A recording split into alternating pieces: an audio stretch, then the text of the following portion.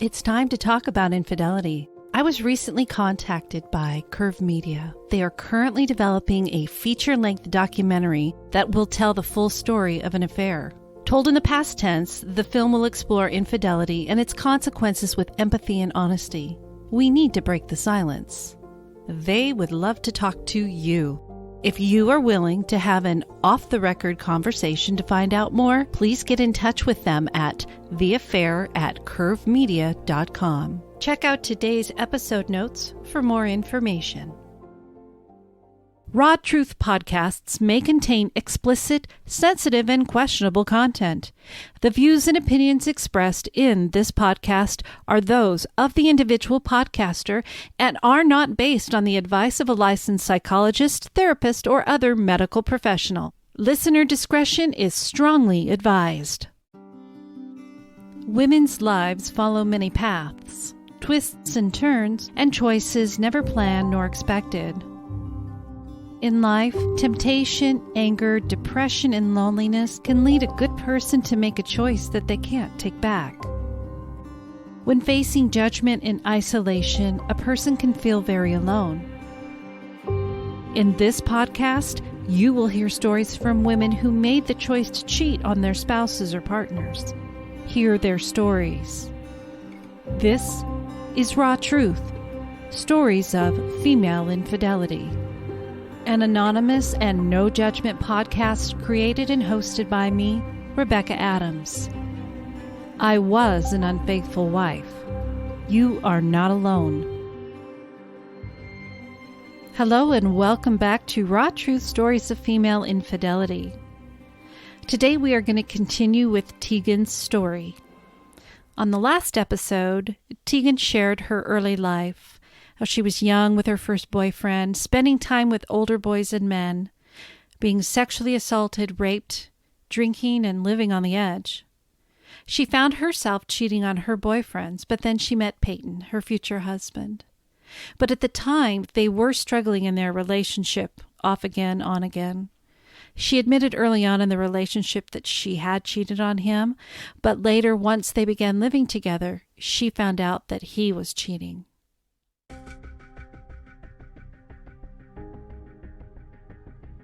When he came out of the shower, I flung his phone at him.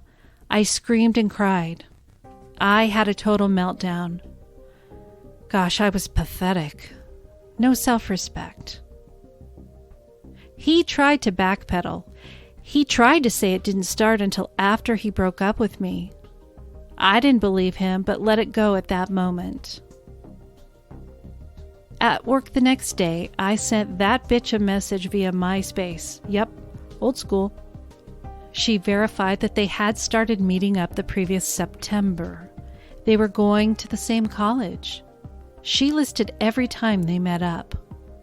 She also helped him pick out my Christmas presents, which included bras and panties from Victoria's Secret. I felt violated. I just wanted to throw everything away. She knew my intimate sizes. I shot him a text telling him that he was an asshole. I forwarded the other text messages to him. I told him I was moving out, fuck him, and fuck her. When we got home, my eyes were so swollen from crying, I couldn't cry anymore. He swore all they had done was kiss. It was about 3 months total where we lived as roommates. A full month and a half into that, we hooked up. Then, I told him he had to make a choice. I blamed my weight, that if only I were thin, I wouldn't have to compete with all these other hotter females. He did choose me in the end, but that bitch kept popping back up every few months. After about 4 years, he settled down and decided that I was it. He proposed in Mexico after 7 years of dating. He knew my first proposal was a pile of shit. He is romantic, emotional, and honest. Everything I'm not. I was happy. Our wedding night was so much fun. I loved him more than I had loved anyone. We had a house on 2.5 acres. He made good money.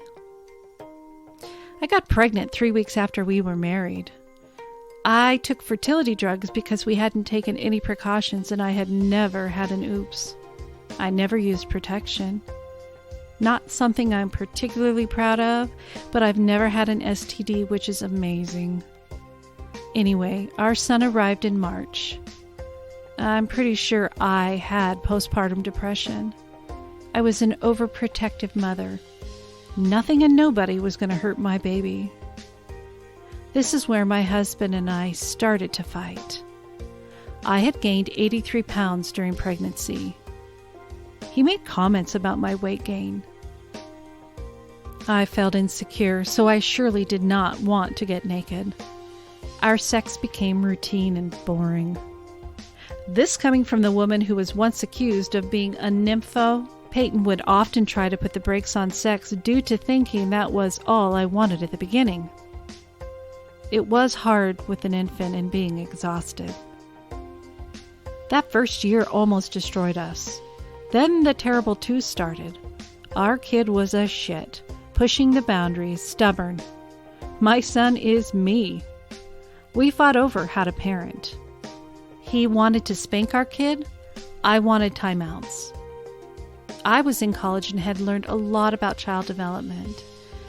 Needless to say, the rift was growing. I started to get resentful. I was managing the household, working full-time and in college part-time. On weekends, I took our boy to hang out with my friends and their kids while he got to go do his thing. This was partially my fault. I had working mom's guilt. Every spare minute I had, I wanted to spend it with my boy. I thought that the reason why I wasn't getting pregnant again was because I was so fat. So I went to the doctor who prescribed weight loss drugs, phentermine, which helped me lose 18 pounds. Then I went on fertility drugs. I was all fucked up. My husband was a champ, though. We had scheduled sex, not romantic or sexy.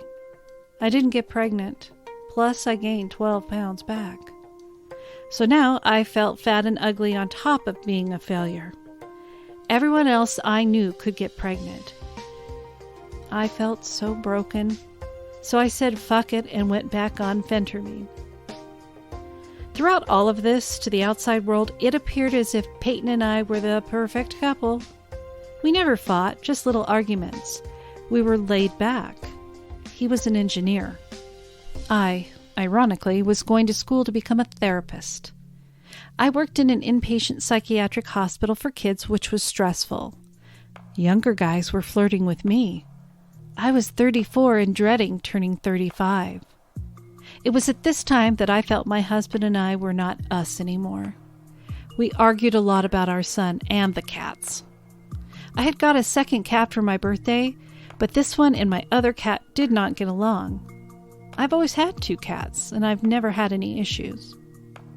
My husband wanted to get rid of the second one. What he didn't understand is once an animal comes into my home, that they are family. We fought so badly to the point that he told me it was either him or the cats. I chose the cats. He left for 2 days until his parents forced him to work things out. You see, this was his second marriage, plus a child was involved. So he came home and we decided to have an upstairs cat and a downstairs cat. A door separates them. I can't pinpoint the exact time that I checked out of the marriage, but I will say that the cat argument put me over the edge. My friend Janie had sent me a friend request to start playing Words with Friends too. This was in March of 2018. I played for a few months. It was a nice distraction from the fact that there was a rift in my marriage. I had lost 30 pounds by this time, and I was feeling pretty good about myself. I had started taking topiramate with my phentermine. That combo was fantastic for weight loss, but the topiramate made me go insane. You will see. So I started chatting with these guys on Words with Friends. One stood out. He started hitting on me. We had a flirtation. I will call him Tennessee since that is where he is from. He had just got divorced and had 2 kids who were teenagers. This was in September. Things progressed, and we exchanged phone numbers. My heart pounded, and I felt lovesick. It was my first time having phone sex. It felt so empowering being able to make a guy come just by talking to him. We got hooked fast. He had an issue with me being married and didn't like that I slept in the same bed with my husband. I would stay up late at night to Skype with Tennessee. I took sexy pictures and sent them to him. One catch is, I don't even really know what he looks like. He had a picture that could have been him. He mostly just sent me dick pics. Things went south with him when my brother-in-law died. He had cancer, and Tennessee couldn't handle my husband having to be present through this family trauma. To get back at Tennessee, I started flirting with Colorado. This guy was hot, married. He had just had a baby 3 months prior with his wife. He was why I joined Snapchat. We exchanged videos and pictures. I made plans to go see him. There were a couple of other guys that were around, but I always had at least 3 primaries. There was one from New Jersey, one from New York, and even one from France. One did start messaging me around Christmas time that lived in the same state as me. He was 9 years younger. I made plans to meet up with him in a hotel after Colorado bailed on me. Colorado was supposed to be at a work convention in my state, but he got scared. Then home state bailed on me because he was hungover. I felt double rejected. I wasn't sure if I would have actually gone through with it. I was testing myself. I ended up going home and taking sexy pics to show them what they were missing. You may be wondering where my husband and son was through all of this. My husband was at a mixture of work or snowmobiling. My son was either at school or childcare. You see, at this time, I was working at a place where I could set my own hours. As long as I hit my billable hours for the month, I could start or stop whenever I wanted. Most of the time, I did the shit late at night after they were asleep. I had so many sex toys and lingerie. By this time, I was down to my ideal weight of 170. I felt sexy and desired by everybody else, except my husband. These guys had all the right words. They only saw me at my best. I was a fantasy. The end of June hit, and Mr. Utah showed up. He started out slow, chatting me up, getting to know me as a person. We would have long conversations. He was married with 2 boys. He was a semi-famous golfer. I hate golf, but I pretended to like it a little. He was hot, blonde with blue eyes, super tan and fit. He was the first guy and only guy I had sex with live, meaning he would pleasure himself at the same time as me while we were FaceTiming. Sometimes I would take the day off work and have sex with him 3 times a day. Things moved fast with him. I actually contemplated leaving my husband for him. I dropped all other guys for him. Tennessee got pissed off when he found out that Utah was my, quote, boyfriend. He tried to turn me against Utah so he could have his sex slave back. I think these guys had history. Now remember, all these guys I met via Words with Friends too. Who knew that playing Scrabble would end up in multiple affairs? So, in August of 2019, my coworker and friend Natalie had a wedding reception for her recent marriage to a woman that she had only known for 2 months. It was also my 38th birthday that week. My husband went out of town for a week with a friend to go camping. He had asked if it was important for him to be at the reception with me. I gave him the choice, and he chose wrong. He again put his selfish needs first. So I made arrangements to go with my other coworker, Samantha, and I took my son over to my parents' house. The reception is where I met him. The man that changed my life and turned everything upside down. Trevor was so charismatic.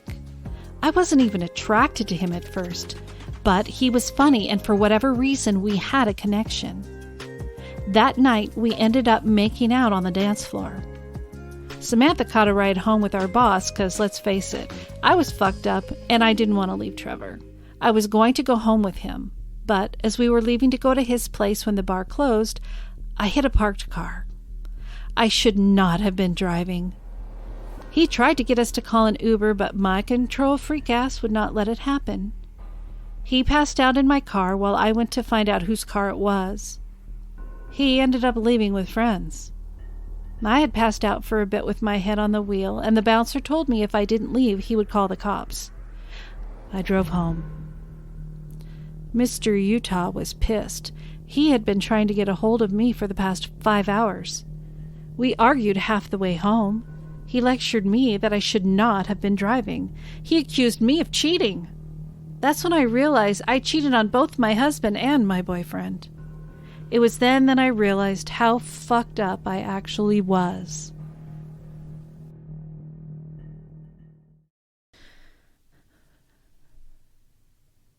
And that is it for part 2 of Teagan's story today.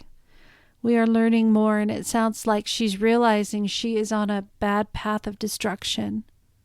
I am impressed with her, though. She sees what she's doing and she calls herself out on it. And it's hard once you start doing these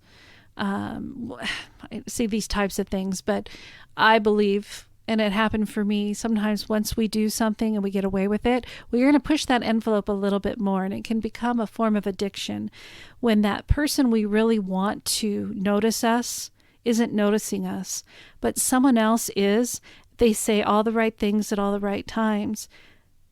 It's easy in a vulnerable state to fall and get hooked on that.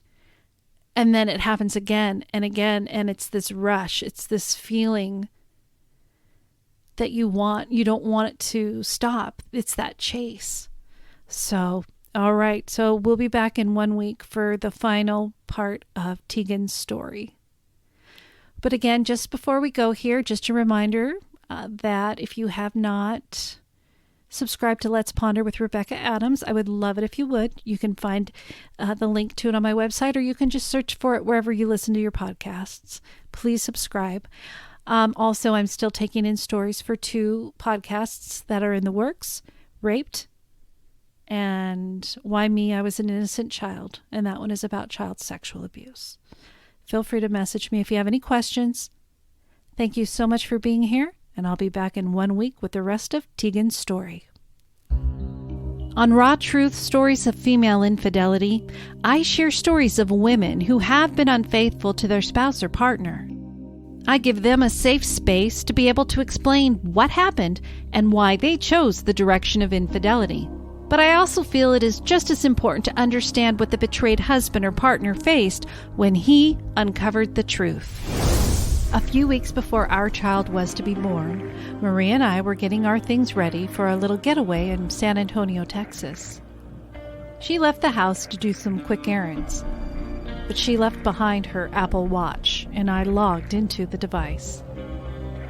I saw text messages from her ex-husband. It was a picture of him on a tractor holding a baby. The text message said, "Remember." I was really disappointed. When she arrived back home, I didn't say anything about the text message. When we left and were just a few hours away from San Antonio, I asked Marie if she had been texting with her ex-husband. She told me no, she hadn't been. To hear exclusive stories of the men's discovery of female infidelity in their relationship, have early access to regular episodes ad-free, and more extras, subscribe to my Patreon by visiting my website, rawtruthstoriesoffemaileinfidelity.com. Subscription pledges start as low as only $4 a month. You have been listening to Raw Truth Stories of Female Infidelity. Your support of Raw Truth podcasts is truly appreciated. When you visit the website rawtruthstoriesoffemaileinfidelity.com, you will find the story guides to help form your story, where you can subscribe to Patreon for exclusive episodes, and to vote for the podcast to be in the Hot 50 Countdown for Podcast Magazine. If you haven't already, be sure to subscribe to my other podcast, Let's Ponder with Rebecca Adams, where taboo topics are discussed. To submit your female infidelity story, share feedback, or have general questions about the show, please email rebecca.rawtruth@gmail.com. Stories shared will be read without judgment and always anonymously. Raw Truth Stories of Female Infidelity is written, produced, and edited by Rebecca Adams. If you enjoy this podcast, please rate and review the show on Apple Podcasts. Be kind to one another. Be kind to yourself. And always remember, no judgment. Goodbye.